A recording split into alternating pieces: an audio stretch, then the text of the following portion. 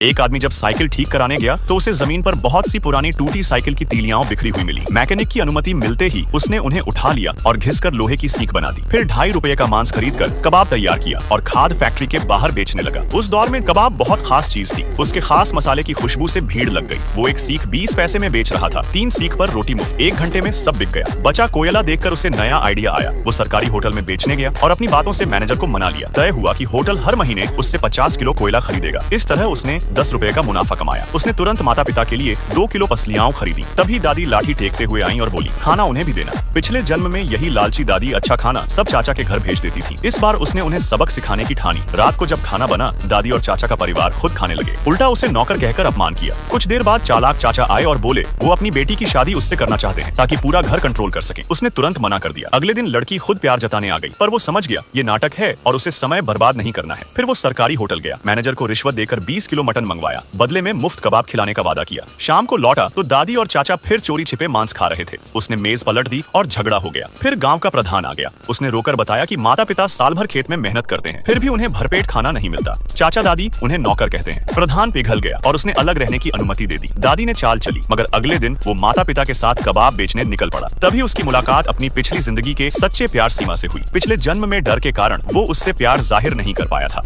और सीमा की शादी फैक्ट्री मालिक के बेटे से कर दी गई थी। इस जन्म में उसने कसम खाई कि उसे इज्जत से अपनी पत्नी बनाएगा, लेकिन वो जानता था दादी और चाचा आसानी से हार नहीं मानेंगे। इसलिए उसने चाची से शुरुआत कर उनके परिवार को तोड़ने की योजना बनाई। यहीं से उसकी नई कहानी शुरू होती है। सब्सक्राइब और कमेंट करो नेक्स्ट पार्ट के लिए।